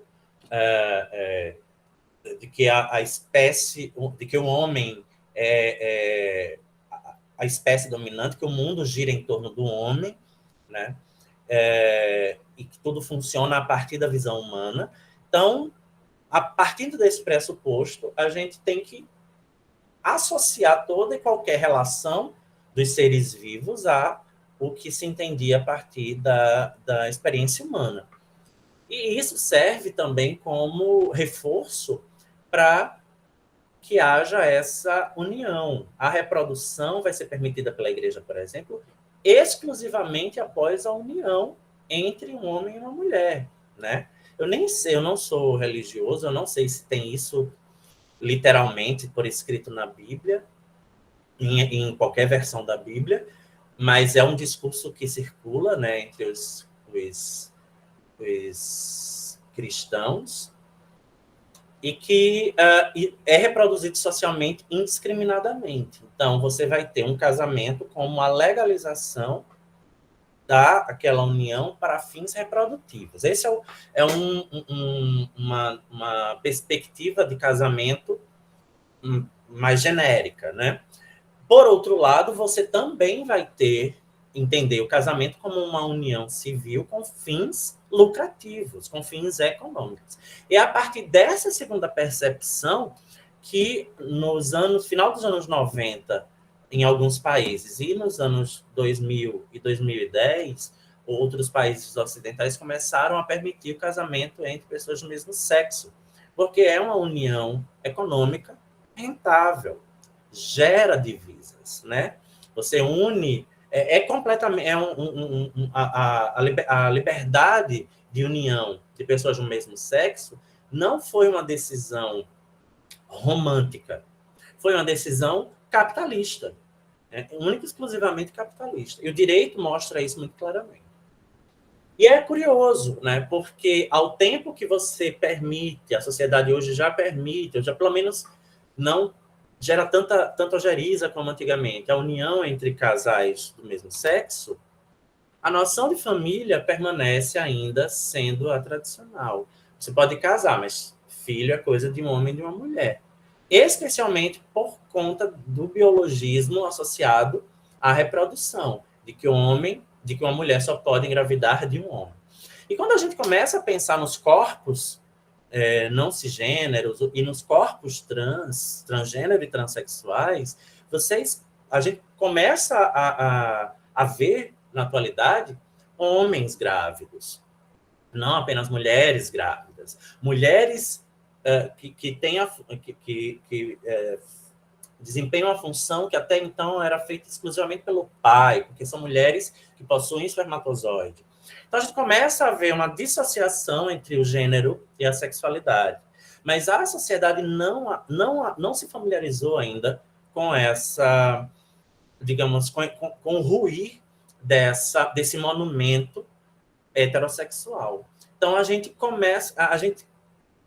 ainda percebe essas possibilidades com bastante estranhamento. E a última instância da vida social que vai sofrer as consequências dessa ruptura, né, da ruptura do monumento heterossexual, é a língua. Porque a língua é a instância social mais conservadora, né? E não é porque o falante quer especificamente, mas é porque ela é regida por normas, e essas normas elas dialogam diretamente, se não são as mesmas, dialogam diretamente com as normas sociais. E as normas sociais são normas heterossexuais. Nós vivemos em uma sociedade heteronormativa, tá certo? Então, falar de língua e sexualidade tem um poder muito maior do que aparenta de início, né? Ela envolve, ela tem uma magnitude muito grande e ela envolve fatores da língua e da sociedade que a gente não imagina à primeira vista. Alguém quer fazer uma pergunta? Sou eu, Dani. Você falando, não é, assim, uma série de elementos, E assim, me veio à cabeça, será se nós, professores, temos esse entendimento do quanto somos conservadores? Eu acredito que não, porque até começar a estudar essas coisas eu não percebi absolutamente nada disso, né? A gente percebe o conservadorismo em outras esferas, né? A gente aprende, falando especificamente do curso de letras, nas aulas de linguística, em algumas aulas de linguística, a gente aprende sobre variação linguística. Mas a própria noção de variação linguística é conservadora no que diz respeito a gênero e sexualidades. A sociolinguística é extremamente conservadora, né? Ela ainda vai ter uma variável chamada, hoje chama gênero, mas é sexo ainda, é homem e mulher. Você não vê trabalhos tradicionais, o povo da socio não gosta quando eu chamo de tradicionais, trabalhos quantitativos, né, levando em consideração diferentes sexualidades, porque é uma variável muito difícil de se controlar estatisticamente. Eu acho que, e aí eu vou abrir outro parêntese aqui, eu acho que há um delírio da linguística, e eu falo isso do lugar do linguista, né, de dentro, há um delírio da linguística de ser uma ciência, como se ciência fosse uma única coisa, né? E a gente esquece que existem ciências plurais. A virada pragmática nos anos 60 mostrou essa possibilidade de que você continua fazendo ciência, mesmo fazendo ciências sociais. E algumas áreas da linguística não acreditam nisso.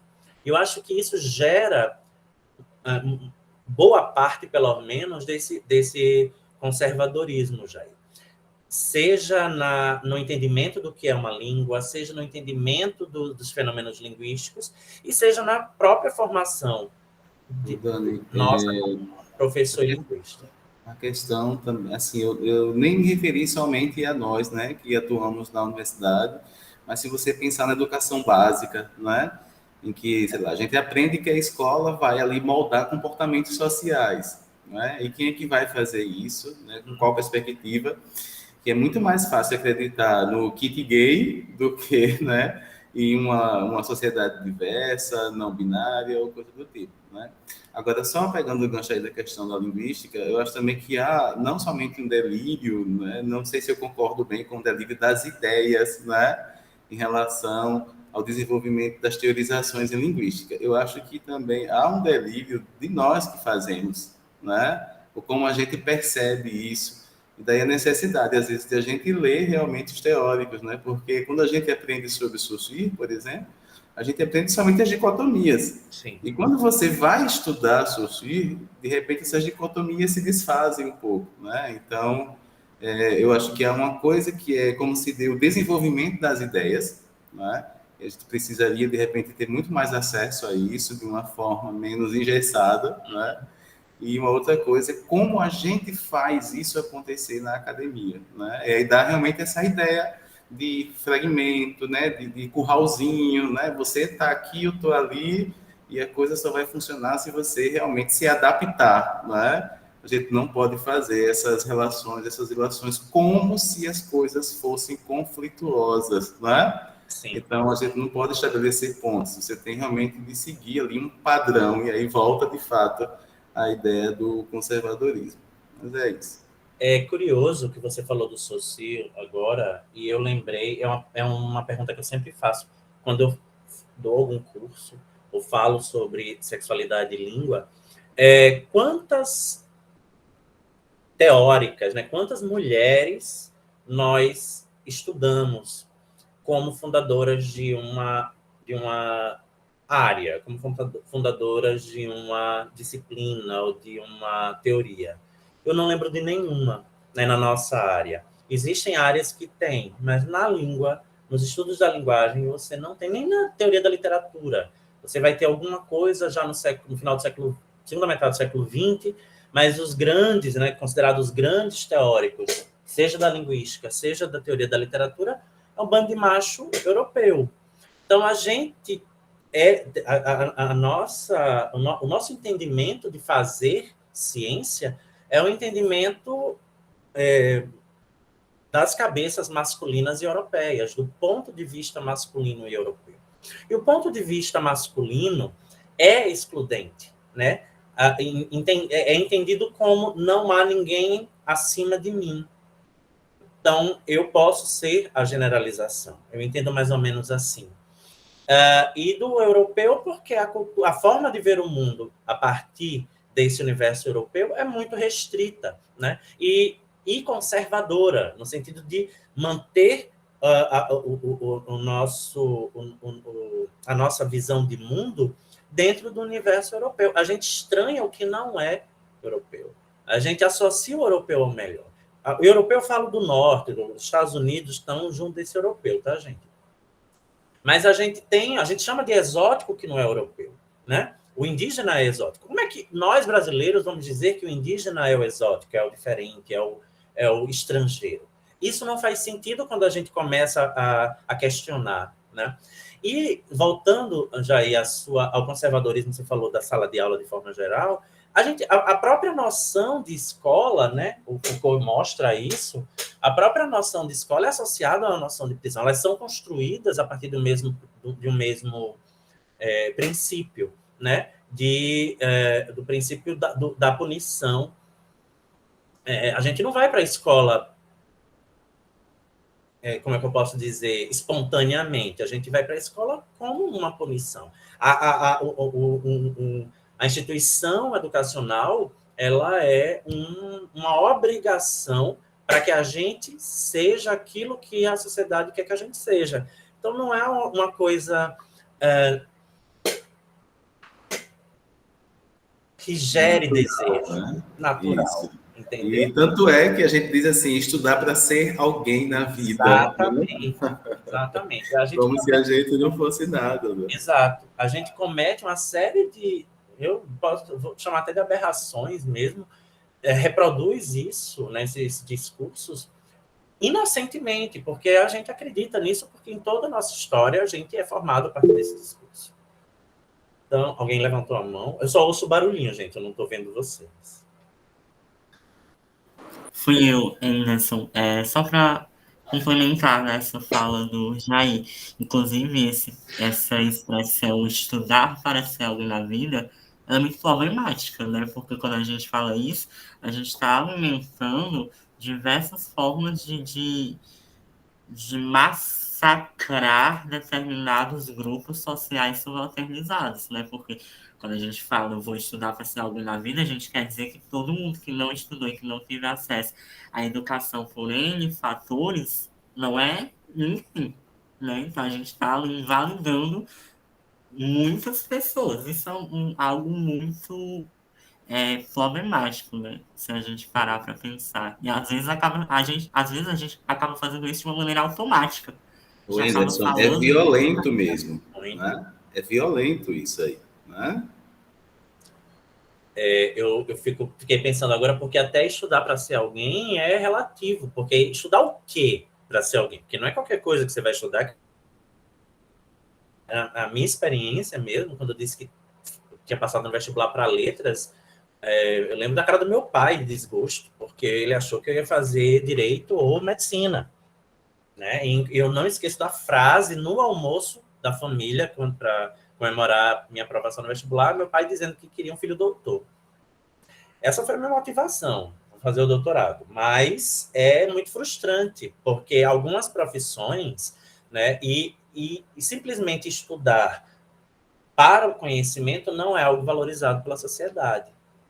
Né? Você querer estudar, você ler é uma necessidade, né? Você ler no sentido do letramento, mesmo você participar criticamente, né, da construção daquelas ideias que estão escritas ali, né? Saber interpretar um texto é algo essencial, mas é algo negado à sociedade. Quem quer uma sociedade crítica, né? Então, a ignorância é muito rentável. E o não ser ninguém, né, se você não estuda, você não é ninguém, é também bastante rentável. É mão de obra muda, é mão de obra acrítica. Bom, eu vou continuar, para a gente encaminhar para a finalização de hoje. E aí eu vou finalizar hoje né, definindo o que a gente está tratando por sexualidade, né, a partir dessa nossa discussão, e deixando as perguntas que a gente vai tentar pensar na próxima aula, amanhã. Então, a sexualidade é um termo guarda-chuva, abrangendo tanto a identidade sexual quanto o erotismo. Né? Isso quem define é Quinn. E aí vocês me perguntam, mas a gente está falando de papéis sociais, e agora está falando de erotismo e sexualização. O mundo, a própria estrutura da sociedade é baseada em sexo, né? Não apenas em gênero. A noção de gênero enquanto uma categoria social é construída a partir do poder sexual, tá certo? Como a gente falou dos corpos trans e travestis, transfemininos e travestis. Eles são fetichizados, mas eles são desejados pelo masculino, enquanto os homens trans, eles não fazem parte desse desejo, né? Ou quando fazem parte desse desejo masculino, eles são um desejo velado, e isso não gera nenhuma mobilidade na escala de poder desses corpos. Então, os corpos transmasculinos, eles são invisibilizados, mais invisibilizados do que os femininos, por conta desse desejo.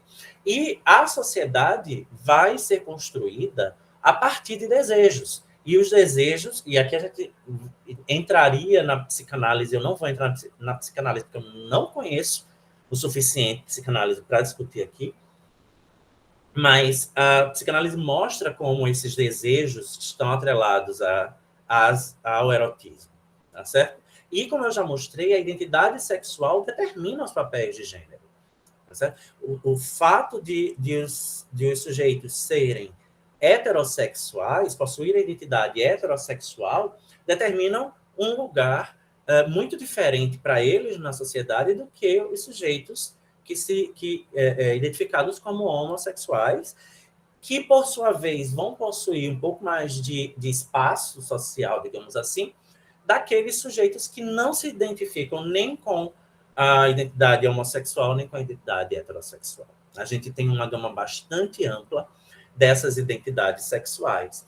Eu fui parecerista de um artigo esse ano, ainda não foi publicado, por isso que eu não posso divulgar nem a revista, nem o artigo, mas é um trabalho que fez um levantamento num wiki.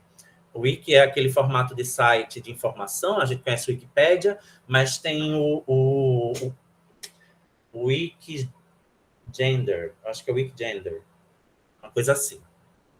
E a pessoa que fez o artigo levantou mais de 600 identidades sexuais nesse wiki, né, de pessoas do mundo inteiro. E é curioso como elas vão se afastando do que a gente entende por sexualidade.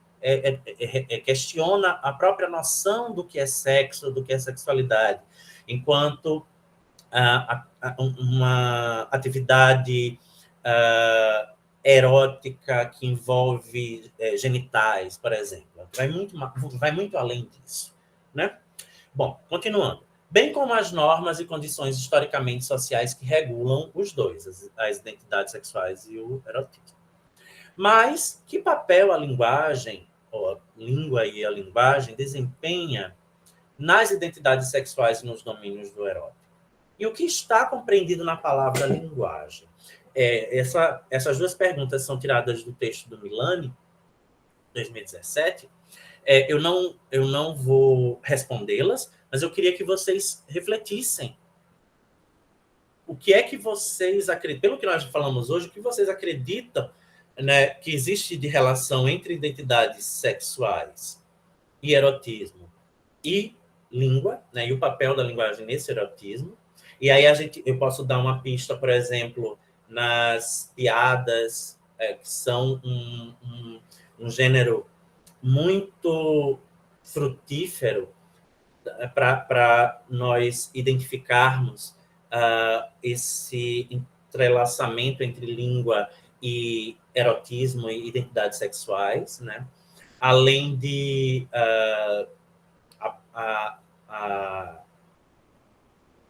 a própria imagem, né? Os corpos que são vendidos em qualquer esfera mercantil, seja como modelos, seja na prostituição, seja na identificação de uma determinada de um determinado nicho, né? Por exemplo, a gente associa mulheres mais pesadas a um universo culinário, por exemplo, né? São corpos que não são desejados na sociedade ocidental quanto os corpos mais magros, né? Então, a gente tem uma série de relações aí de corpos, né, que tem a ver com o erotismo, das identidades sexuais e das funções desses corpos, dos papéis desses corpos que são, muitas vezes, desempenhados através da língua, através da linguagem. E o que é que a gente está chamando aqui de linguagem de língua, né? Eu fiz esse jogo de língua-linguagem, que é um jogo que não é meu, eu aprendi na capa do livro do John Lyons, Língua e Linguagem, não, Linguística, Linguagem e Linguística, e que linguagem está escrito dessa forma, que a palavra no inglês, language no inglês tem os dois significados, mas que no português são coisas distintas. Língua e linguagem são coisas distintas. O que é que a gente está chamando de língua aqui? O que é que a gente está chamando de linguagem? Os meninos que não são do primeiro semestre já podem refletir sobre isso e amanhã, na semana que vem. E amanhã eu queria que vocês me dissessem, pelo que nós conversamos até aqui, o que a gente está chamando de língua, de linguagem, e como é que essa concepção de língua e linguagem pode tratar, então, de identidades sexuais. Porque algumas definições, algumas concepções de língua não dão conta, né? Ou não permitem que a gente discuta coisas como identidades sexuais, ou a sua relação com identidades sexuais e gênero. Mas outras permitem, e em algumas, inclusive, é essencial que se estabeleça essa relação para que a própria concepção de língua seja melhor compreendida. Ok? Eu tinha preparado uma atividadezinha, mas eu vou só deixar aqui para que vocês leiam. A gente ainda tem 15 minutos, então eu vou fazer essa atividadezinha junto com vocês. O trecho que eu peço nessa atividade é esse daqui. É esse daqui. É um recortezinho de um texto que está nesse livro que eu mostrei para vocês. E são dois diálogos de um homem e de uma mulher, em que há interferência, né? A mulher está falando e o homem interfere no turno de fala da mulher. A gente falou de heteronormatividade, a gente falou de poder, a gente falou de violência, né? O Jair falou claramente aqui em violência. Como vocês conseguem identificar esses aspectos que eu acabei de falar nesse trecho, né? Vocês conseguem identificar, por exemplo, algum tipo de violência, algum tipo de hierarquia nos papéis de gênero nesses exemplos que estão aí, nesses dois diálogos? Está todo mundo conseguindo ler? Está pequenininho, né? Eu consigo pelo celular, eu consigo dar zoom, mas eu não sei se o pessoal do computador, a Débora não consegue. Mas agora melhorou? Já está melhor, né, gente? Sim.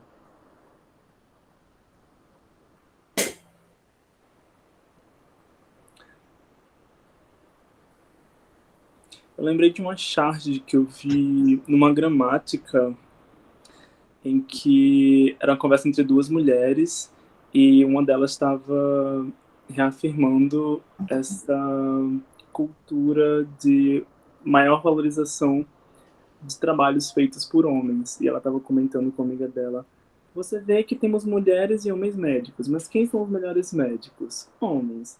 Você vê que temos homens e mulheres cozinham em casa todos os dias. Mas quem são os melhores considerados os melhores cozinheiros? Os chefs. Aí tinha outras, eu estava tentando pesquisar e encontrar, não encontrei, mas é muito interessante essa chargezinha, e é antiga, viu? A própria chefe é uma palavra criada há pouco, assim, né? Para não colocar o homem no mesmo patamar da mulher na profissão. Né? Verdade. Bom, então, espero que tenha dado para ler. Esses dois diálogos, esse trecho, traz 2 exemplos de violência de gênero, né? E violência linguística. No primeiro, nos 2 casos, o turno da mulher é interrompido pelo do homem. O homem fala ao mesmo tempo que a mulher. No primeiro, ele sequer deixa... ele está num diálogo de fato e fala antes de a mulher concluir o seu turno de fala. Né? No segundo, ele sequer dá atenção ao que a mulher está conversando, está falando.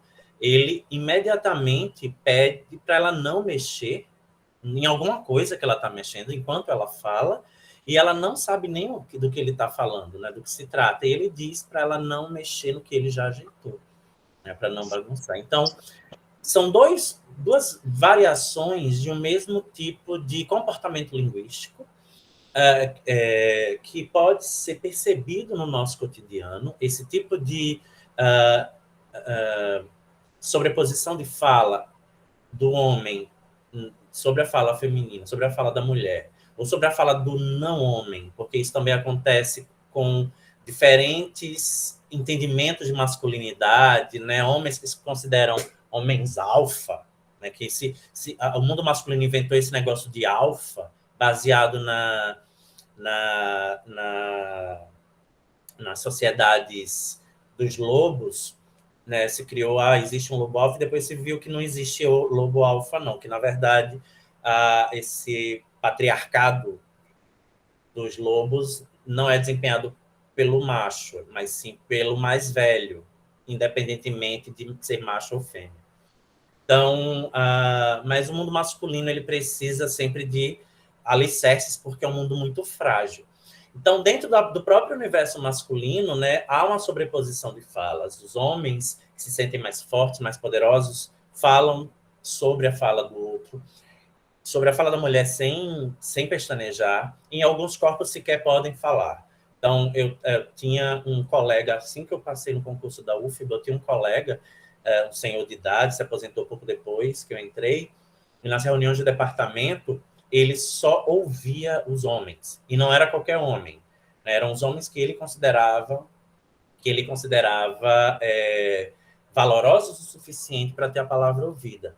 E, imediatamente, quando alguém que não estava nesse círculo que ele elegeu a ser ouvido, começava a falar, ele cortava. Ele era chefe de departamento. Ele cortava imediatamente. E esse tipo de comportamento é muito mais comum do que a gente imagina. E há uma série de fenômenos relacionados a essa hierarquização, essa heteronormativização dos corpos, né, na nossa sociedade. Eu trouxe essa porque era um exemplo fácil e claro desse livro, mas existem vários outros. Pedro, pode falar, por favor. Justamente sobre esse assunto, professor, eu lembro que foram criadas e, enfim, utilizadas frequentemente pelas pessoas, 2 expressões, que são junções de 2 palavras em inglês, que é o mansplaining e o maninterrupting. Maninterrupting, que é a junção de man, né, homem, e interrupting, que é interromper. Então, realmente foi criada até uma expressão, porque é uma cultura tão frequente que, para, né, facilitar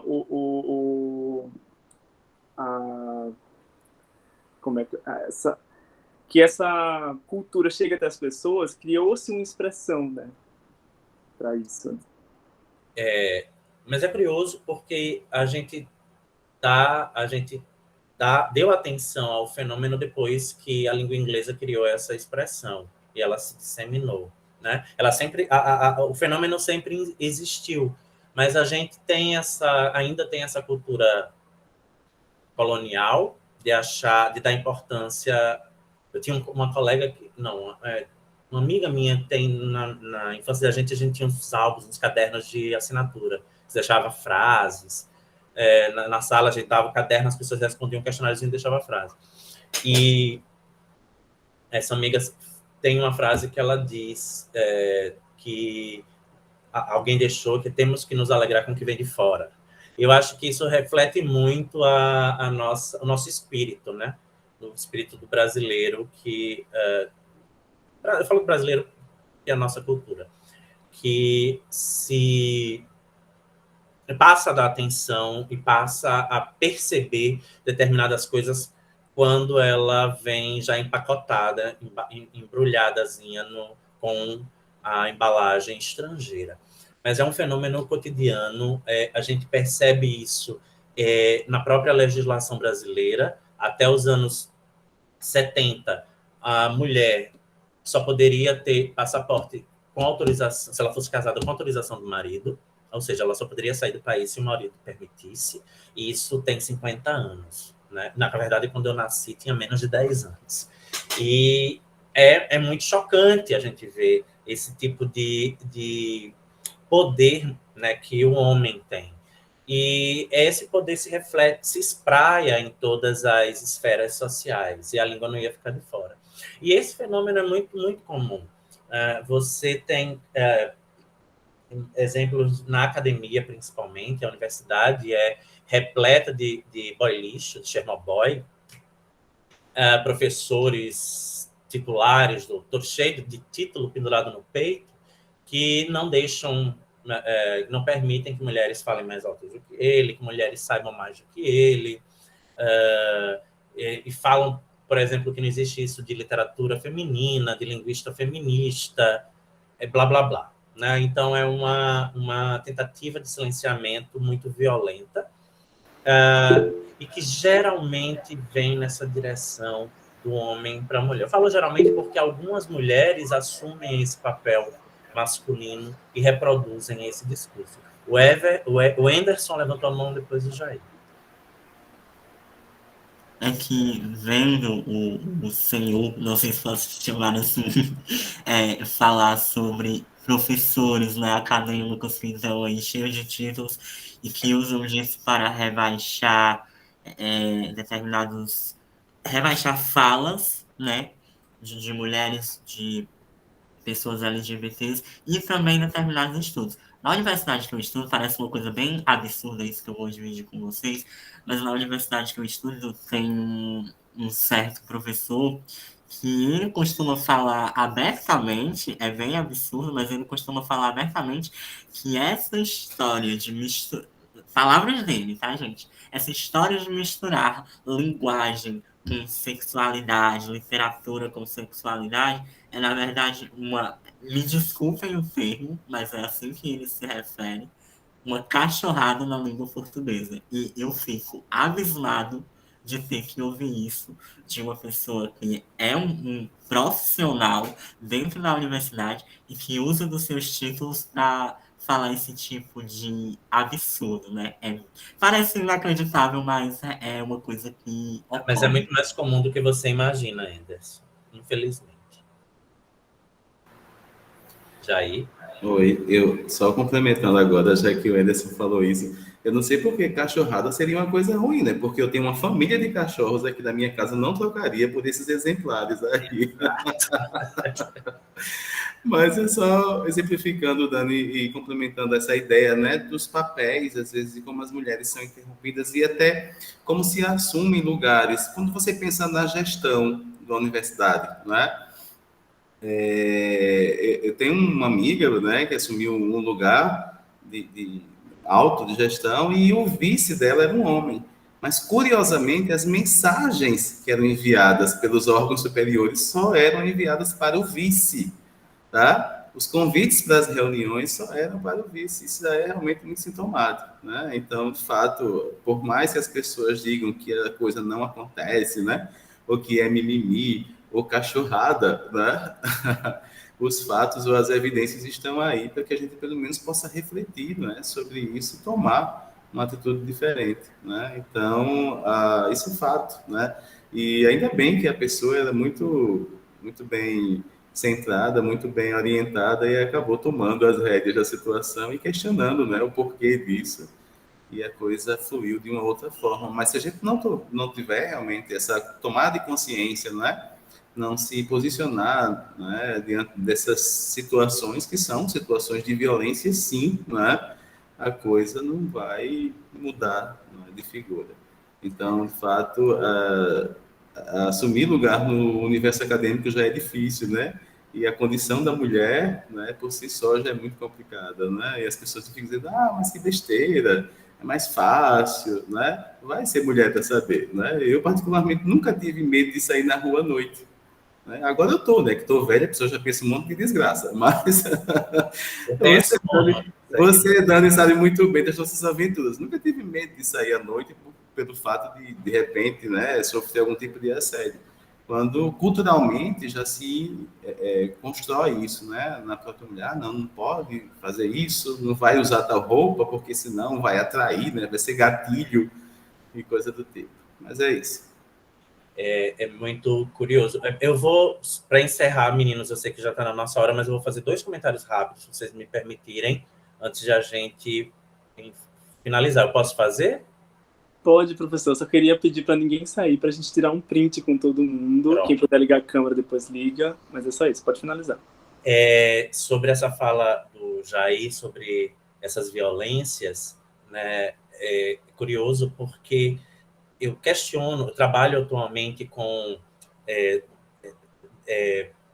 linguagem não binária, né, fazendo umas críticas mesmo ao que se entende por linguagem não binária, mas mais especificamente sobre o que se chama de linguagem neutra, né, porque para mim neutro é uma coisa muito problemática, né, historicamente a palavra neutra ela não é positiva, a própria palavra em inglês é usada com significado de castração, você neutralizar um animal, você vai castrar o animal em língua inglesa, então tem muito a ver com sexualidade e gênero, quando a gente fala em neutro, e no lugar de quem, e mostra muito claramente quem está fazendo essa fala na neutralização. E como está se pensando nessa neutralização. E eu não acho que essas violências, elas não vão ser, no meu entendimento, solucionadas se a gente começar, por exemplo, a tratar todo mundo igual a homem, porque a ideia de igualdade leva a isso, vamos tratar todo mundo igual a um, mas somos diferentes, nós temos que respeitar as diferenças. E eu pensei no número de pesquisadoras que deixaram de fazer pesquisa por conta da maternidade. Eu já tive uma candidata a doutorado que desistiu do doutorado porque se tornou mãe. E ela disse, eu não tenho tempo de estudar. Mas ela tem um marido, né? Ela não teria que cuidar da criança sozinha. Então, a gente precisa entender e compreender as diferenças, os diferentes corpos, e aí a gente começa a perceber que uma língua homogeneizada não dá conta dessas diferenças. E a nossa crítica, né, maior crítica feita nessas reflexões do curso é a homogeneização de uma língua pensada a partir do binarismo de gênero não vai dar conta da pluralidade de corpos que ela precisa representar na atualidade. Então, a gente tem que deixar o conservadorismo de lado pensando nessas diferenças. E, como tudo na vida são diferenças, a gente tem que adaptar a língua às diferenças e não às semelhanças. E sobre a fala do Anderson, eu fico pensando que essa criatura não deve conhecer uma pessoa trans, um travesti. E eu pergunto a vocês, quantos professores trans e travestis vocês tiveram ao longo da vida de vocês? Né? Eu tive a primeira colega trans na minha vida de professor, tem mais de 20 anos, agora, em 2019, uma professora passou no concurso de língua inglesa lá na UFBA, que eu estou em Maceió, na UFBA, e a minha primeira colega trans. Eu tive uma orientanda trans, que, inclusive, eu comecei a orientar no período de transição e foi muito traumático para ela. A gente teve muitas conversas, a família aceitava, ela era muito tranquila sobre transição em casa, mas na universidade, num lugar que a gente imagina que seja um lugar de segurança, ela era hostilizada, né? E principalmente porque ela não queria ela não se considera uma mulher trans, ela não sofria uma dismorfia de sentir que precisava mudar totalmente, de que estava no corpo errado, mas ela se identificava como uma travesti, né? Então, ela se identifica como uma travesti. Então, o corpo travesti ainda é mais marginalizado, porque ele não se encaixa nos elementos, nos corpos binários que a gente está acostumado. E isso gerou muito transtorno, causou uma depressão muito grande, e a gente segurou muito forte na mão dela para que ela conseguisse passar por isso, e hoje ela está maravilhosa. Mas a gente, mesmo dentro da universidade, não está preparado. Então, a gente precisa se acostumar com o diferente, né? O curso tem essa função de fundo. A gente precisa entender o diferente e precisa trazer o diferente para o que a gente faz, né? Trazer o diferente para a sala de aula, trazer o diferente para os estudos da linguagem, né? E sexualidade é algo extremamente diverso. Ainda bem, já pensou se só existisse macho para a gente se relacionar, gente? Ia ser muito ruim. E por hoje é isso, já passei da hora. Muito bom, professor. Eu queria pedir, antes que o senhor fechasse a apresentação, porque aí ficam só as telas. Isso. E a Dani que vai tirar o print. Dani, tá pronta? Gente, quem puder ligar a câmera. Tô pronta. Agora eu quero que espere um pouco. Porque aqui é lento esse computador. Tá bom. Você mesmo faz a contagem? Uma contagemzinha de 1, 2, 3.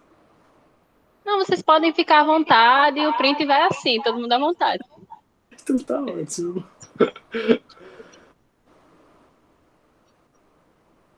Vou pensar nos comentários. Acho que agora você pode ler os comentários, professor, pessoal, agradecendo bastante. Eu não sei o que fazer, eu posso falar? Eu não sei também. Já tirou? Não, podem falar. Vocês podem falar à vontade. Eu queria dizer que os meninos devem ter meu e-mail. Bom, tem, que vocês falaram comigo por e-mail. E quem tiver interesse pode... Eu vou deixar meu e-mail aqui no chat. Pode me mandar e-mail.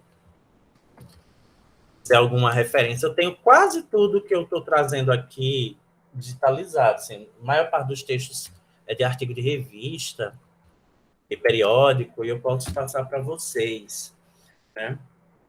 E a gente pode conversar sobre o assunto para além do curso. Mas amanhã ainda tem muita coisa. A gente vai fazer amanhã uma parte mais histórica, vou trazer nomes. Eu adoro trazer nome da cara para o povo, para a gente saber de quem a gente está falando. E a gente se vê amanhã, então, gente. Um abração. Muito obrigado por fazer o curso. Anderson, pode falar. Só para agradecer mesmo, que maravilha, gente. Uma tarde maravilhosa aqui com vocês, muitos aprendizados e, assim, parabéns pelo curso maravilhoso e já estou ansioso por amanhã. Que bom. Também fico. E até amanhã. Bom, gente, é isso. Obrigadão, professor. Até amanhã, pessoal. Pronto. Isso. Foi um prazer, gente. Tchau, tchau. Obrigado, Dani, também. Tchau, tchau, pessoal. Eu que agradeço. Tchau, gente. Abraço. Um abraço. Até amanhã. Tchau.